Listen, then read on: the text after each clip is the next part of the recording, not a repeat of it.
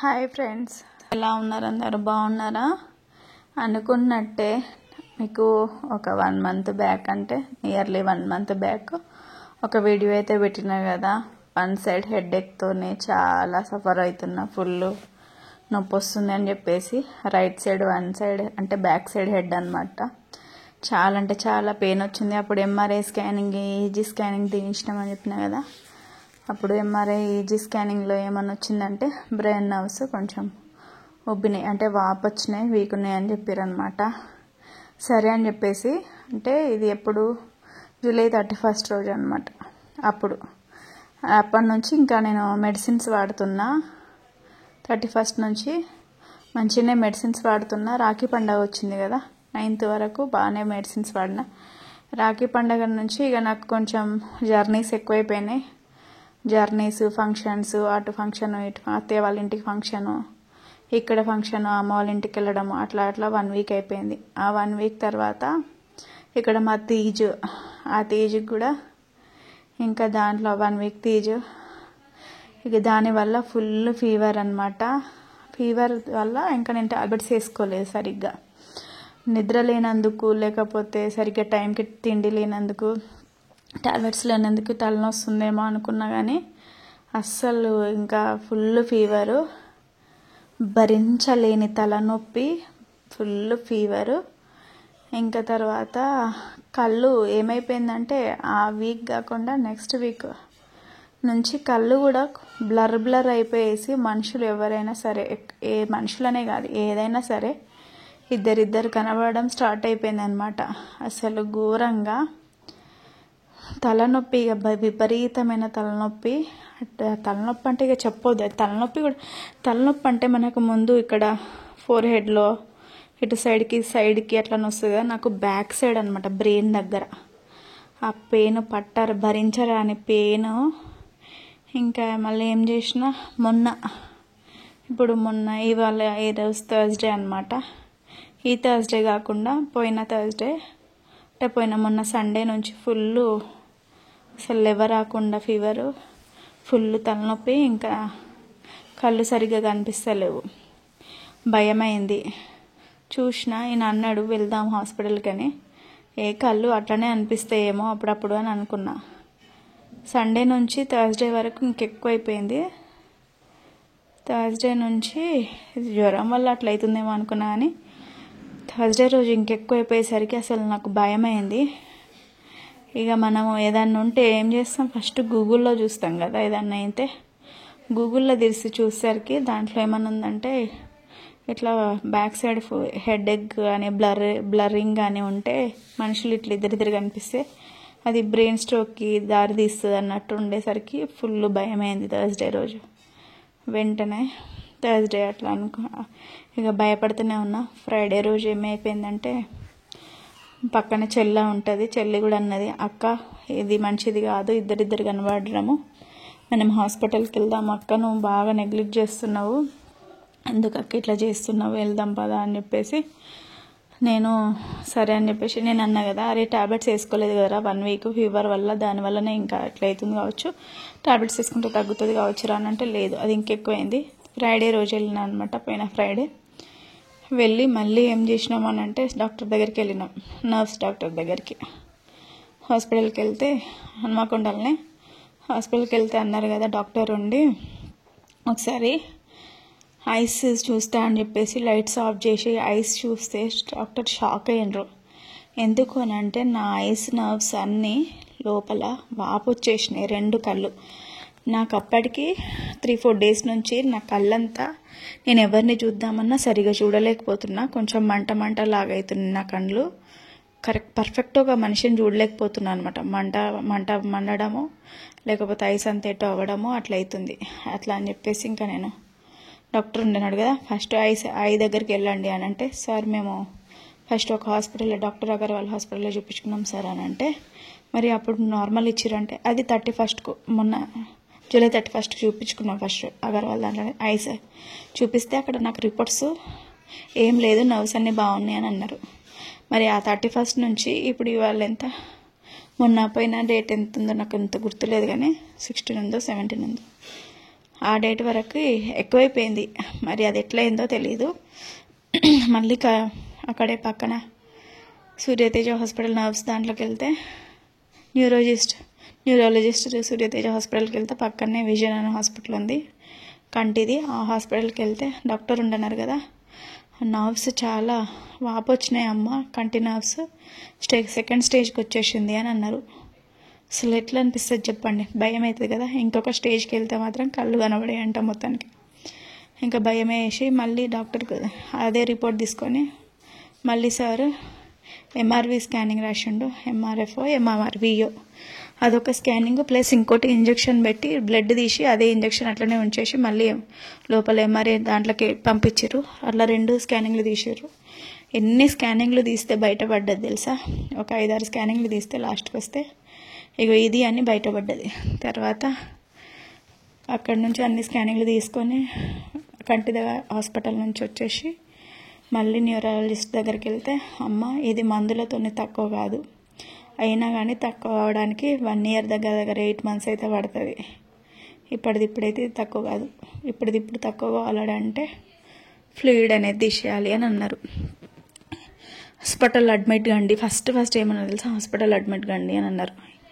ఎంత భయం అయితే చెప్పండి, హాస్పిటల్ అడ్మిట్ కండి అనగానే ఏడ్చుకున్నా. ఫస్ట్ ఇక్కడ ఇంట్లో ఉన్నప్పుడే ఫ్రైడే రోజు హాస్పిటల్కి వెళ్తా అన్న రోజే ఇంకా పొద్దున పిల్లల స్కూల్కి అటు ఇటు చేసి పంపించిన తర్వాత నేను గూగుల్లో సెర్చ్ చేసి చూస్తే అందులో మస్కబాడి అట్లా ఇద్దరిగా కనబడితే బ్రెయిన్ స్ట్రోక్కి దారితీస్తానగానే మస్తు ఏడ్చిన. ఏంది దేవుడా, 2 అమ్మాయిలని ఇచ్చి 3 పిల్లల్ని ఇచ్చి నన్ను ఇట్లా తీసుకెళ్తావా, నా పిల్లల్ని నాగం చేస్తావా అని మస్తు ఏడ్చిన.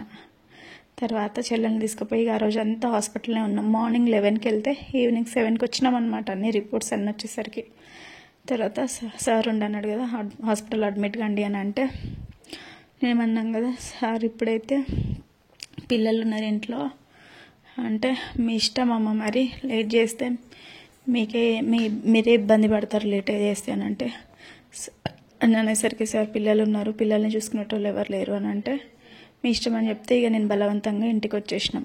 ఫ్రైడే రోజు వచ్చిన తర్వాత మళ్ళీ ఏమైపోయిందంటే సాటర్డే రోజు మార్నింగ్ రెడీ చేసి ఇంకా అసలు ఫ్రైడే రోజు ఇంటికి వచ్చి తప్పైపోయింది అనిపించిందండి.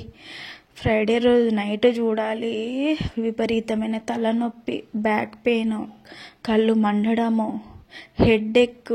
అబ్బా అసలు ఎందుకు వచ్చేసినారా దేవుడు, అక్కడ ఉన్నా కానీ ప్రొసీజర్ చేసేటోళ్ళే అని అనిపించింది అనమాట. అంత భరించిన తర్వాత ఇక నైట్ అంతా నిద్ర లేదు నాకు. ఊకే లేచి కూర్చోవడం, నన్ను చూసి మా వారు లేచి కూర్చోవడం, ఇక నేను లోపల ఏడవడం. మా వారు అటు సైడే తిరిగి ఉన్నారు, మా వారు కూడా ఏడ్చుంటారు. నాకు అంత చూడలేదు నేను కానీ పాపం ఆయన మస్తు లోపల చాలా బాధపడ్డారు.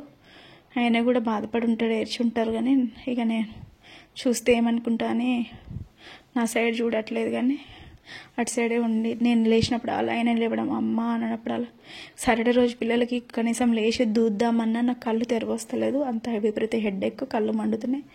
ఇంకా నేను పక్కన చెల్లితోనే పిల్లల్ని రెడీ చేసి ఈయన పంపించేసిన తర్వాత సాటర్డే రోజు రెడీ చేసి అప్పుడు స్నానం కూడా చేయలేదండి, అంత ఓపిక కూడా లేదు. జస్ట్ ఓన్లీ బ్రష్ వేసుకున్నా, మామూలుగా రెడీ చేసి హాస్పిటల్కి వెళ్ళంగానే సరే అడ్మిట్ అయిపోయింది అని చెప్పేసి అడ్మిట్ అయినా. అడ్మిట్ కాగానే డాక్టరు 12:31 వరకు అట్లా వచ్చిన తర్వాత ఇంకా ప్రొసీజర్ చేస్తేనే తొందర తక్కువ అవుతుందంటే సరే అని చెప్పేసి హాస్పిటల్ అడ్మిట్ అయిన తర్వాత ఎట్లా చేసిర్రు, ఎట్లా తగ్గింది నాకు అని అంటే ఇంకా స్పైనల్ నుంచే తీస్తారంట. ఈ ఫ్లూయిడ్ అనేది స్పైనల్ నుంచే తీస్తారు కాబట్టి హాస్పిటల్ అడ్మిట్ చేసినాక ఇక అప్పటికి మమ్మీ వాళ్ళు ఎవరు రాలేదనమాట. మార్నింగ్ మమ్మీ వాళ్ళు ముందు రోజే చెప్పిన రావాలన్న బిడ్డ అంటే వద్దులే మమ్మీ ఏం కాదు అని అన్నా. కానీ హాస్పిటల్ అడ్మిట్గా మా మమ్మీకి అస్సలు మనసున పడతలేదట, నా బిడ్డ హాస్పిటల్ జాయిన్ అయ్యి ఉంటే నేను ఇక్కడ ఉండాలా అని చెప్పేసి మమ్మీ ఏం చేసింది, ఇంకా తొందరగా మమ్మీ ఉన్న చెల్లె పొద్దున్నే వచ్చేసిండ్రు.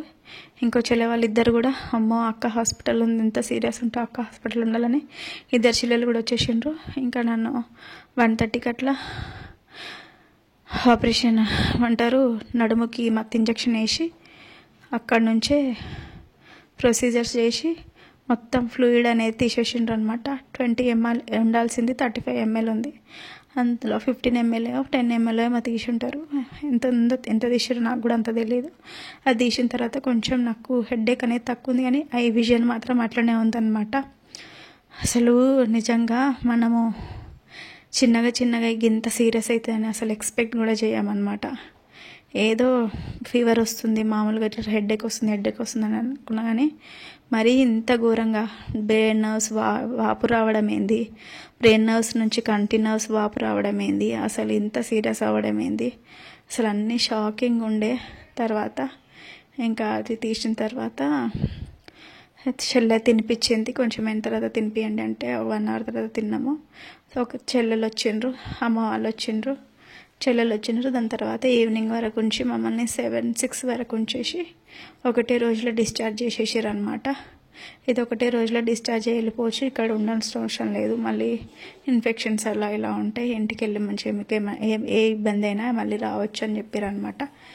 ఇంకా ఈవినింగ్ 7 వరకు అట్లా డిశ్చార్జ్ చేస్తే ఇంటికి అయితే వచ్చేసినాము. ఖుషి నన్ను మాట్లాడిస్తుంది, పెద్దమ్మ అది ఇది అని చెప్పేసి. పాపం హనీ కుట్టి వాళ్ళకి తెలియదు బిడ్డలకు అసలు మా మమ్మీకి ఏమవుతుందని చెప్పేసి. నేను వాళ్ళకి ఏం చెప్పకుండానే పోయినా, ఎందుకంటే టెన్షన్ పెడతారు బిడ్డలు. కానీ నేను ఇంటికి వెళ్ళేసరికి ఉన్నారు. తర్వాత నేను ఇంటికి పోగానే ఉరికొచ్చిండ్రు బిడ్డలు, మొహం అంతా చిన్న పుచ్చుకున్నారు. పాపం అనిపించింది పిల్లలకి. మమ్మీకి ఏమైనా అయితే పిల్లలు తట్టుకోలేరు కదా అస్సలే. ఇంకా అంత చిన్న పుచ్చుకున్నారు. అందుకే నేను వాళ్ళకి ఏది చెప్పా అనమాట. కొంచెం అయినా సరే అర్థం చేసుకుంటారు, తొందరగా అర్థం చేసుకుంటారు మమ్మీకి ఇది అయింది అని చెప్పేసి. అప్పటికే నేను హెల్త్ బాగాలేదు, నేను ఊకే మీకు వీడియోస్లో హెల్త్ బాగాలేదు అని పెడుతున్నా కదా, చూసిరా లాస్ట్కి వస్తే ఇంత పెద్దది అయింది. ఏది చిన్నది అనుకోవద్దు అసలు. అమ్మో ఎంత సఫర్ అయినో తెలుసా అండి ఈ 1 month 2 months నుంచి. ఇప్పుడు ఎట్లుంది అని అంటే హెడేక్ కొంచెం తక్కువ ఉంది, కానీ విజన్ మాత్రం అట్లనే ఉంది, కళ్ళది బ్లర్రింగ్ అట్లనే ఉంది. ఇద్దరు అట్లనే కనబడుతున్నారు. 2 months వరకు కవర్ అవుతుందట. క్యాన్యులా తీయించుకోలేదు, ఎందుకంటే చెల్లు ఉండన్నది కదా, అక్కడ నేను ఇంటి దగ్గర తీసేస్తాను నీకు అన్నది. చూసిండ్రా హనీ కుట్టి వాళ్ళు ఊరికి వచ్చిండ్రు. నాకు వాళ్ళని చూడంగానే దుఃఖం వచ్చింది అసలు. ఎందుకంటే అమ్మాయిలు కదండి, ఎంతైనా కానీ అబ్బాయిలు ఎలా అయినా పెరుగుతారు పెద్దగా అయినాక. అమ్మ లేనిది ఈ ఇల్లు వేస్ట్ అంటే, అమ్మ లేకపోతే. అమ్మ అంటేనే ఆ ఇల్లు. నాకైతే నాకు 2 బిడ్డల మీదనే బాగా కొట్టుకుంటుంది. ఎందుకనంటే అమ్మాయిలు ఎట్లుంటారు చెప్పండి అమ్మ లేనిది. అదే అబ్బాయిలు అయితే ఉండిపోతారు, వాళ్ళకు ఏం కాదు, ఎట్లా అయినా వాళ్ళు పెరిగేస్తారు. దేవుడిని అదే అనుకున్నా, ఎందుకు దేవుడు 2 అమ్మాయిలని ఇచ్చి నన్ను ఇంట్లో పరీక్ష పెడుతున్నావు నువ్వు అని మస్తు ఏడ్చిన తెలుసా అండి. నాకు అసలు హాస్పిటల్స్ అంటే నేను ఇష్టం ఉండదు, కానీ ఎప్పుడు ఏం జరిగేది తెలియదు, ఎప్పుడు ఏ సిచ్యువేషన్ అయ్యేది తెలియదు. ఇక్కడైతే చెల్లె క్యాన్యులా తీసేస్తుంది అనమాట. ఈ క్యాన్యులాలు పెట్టించుకొని ఇప్పటికీ ప్రాణం పోతుందండి. 3 డెలివరీ అప్పుడు, మళ్ళీ ఆ మధ్యలో కూడా నేను చాలా పుట్టిన కూడా సీరియస్ బాగా అయ్యి ఉంటే, అసలు క్యాన్యులాలు ఎంత పెట్టించుకోవద్దు అనుకుంటానో అంత పెట్టించుకోవాల్సి వస్తుంది. ఇంకా ఇప్పుడైతే క్యాన్యులా అయితే తీపిచ్చేసుకున్నా. ఇప్పుడు నాకు ముందు నేను ఇంకా ఎలా ఉన్నా, నేను ఎలా రికవరీ అయినా అని చెప్పేసి నేను ఇంకో వీడియో పోస్ట్ చేస్తా, ఓకేనా. ఇప్పుడైతే ఫుడ్ అయితే ఏదైనా తినొచ్చు అని చెప్పిండ్రు. ఫుడ్ డైట్ అయితే ఏం చెప్పలేదు, టాబ్లెట్స్ అయితే ఇచ్చారు. మళ్ళీ 10 daysకి అయితే రమ్మన్నారు అనమాట. హనీ కుట్టి అయితే నా వెనుకనే పాపం బిడ్డలు 2, మమ్మీకి ఎట్లుందా అని చెప్పేసి చాలా వీక్ అయిపోయినా అండి. ఇది అనమాట వీడియో వచ్చేసి. బాయ్ అండి, బాయ్.